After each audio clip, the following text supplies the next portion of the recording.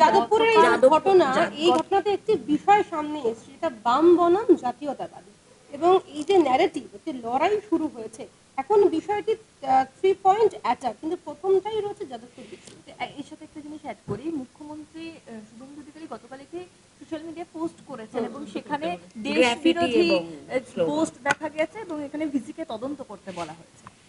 শিক্ষা দপ্তরকেও বলা হয়েছে। যাদবপুর বিশ্ববিদ্যালয় ভারতবর্ষের উচ্চশিক্ষা উৎকর্ষ গবেষণার পীঠস্থান বা তীর্থক্ষেত্র। উচ্চশিক্ষা দপ্তর চায় যে যাদবপুর বিশ্ববিদ্যালয় তার অতীতের সুনামকে বজায় রেখে ভবিষ্যতেও এই সুনামকে আরও তীব্র করুক, এবং সেই কারণে যা যা অন্তরায় আছে তা যাদবপুর বিশ্ববিদ্যালয়কেই টপকে যেতে হবে।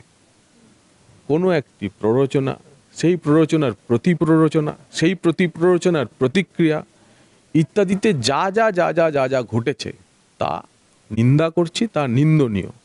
যাদবপুর বিশ্ববিদ্যালয়ের নাম, যাদবপুরের বিশ্ববিদ্যালয়ের গবেষণা, যাদবপুর বিশ্ববিদ্যালয়ের শিক্ষা, যাদবপুর বিশ্ববিদ্যালয়ের উৎকর্ষের জন্য দেশ তথা সারা পৃথিবীতে ছড়ানো উচিত।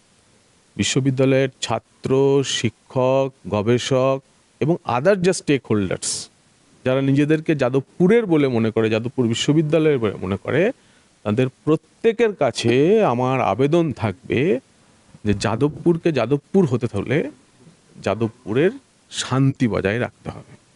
যাদবপুর যাতে শিক্ষা এবং উৎকর্ষের পীঠস্থান এই মর্যাদা বজায় রাখতে পারে, যাতে যে মনোভাব রাজ্য সরকার এবারের বাজেটে দেখিয়েছে সেন্টার অফ এক্সেলেন্স হিসেবে যাদবপুরকে তৈরি করার জন্য, সেই তার সঙ্গে অ্যালাইনড হয়ে যাদবপুর বিশ্ববিদ্যালয় এগিয়ে চলতে পারে, তার জন্য আমি প্রত্যেকের কাছে আবেদন জানাবো যে নর্মালসি ফিরুক, স্বাভাবিকতা ফিরুক, এবং এ ধরনের উটকো ঝামেলা কারণে ফর রং রিজন যাদবপুর যাতে পৃথিবীর কাছে যাদবপুরের নাম না ছড়ায়, তা যাদবপুরকেই দেখতে হবে।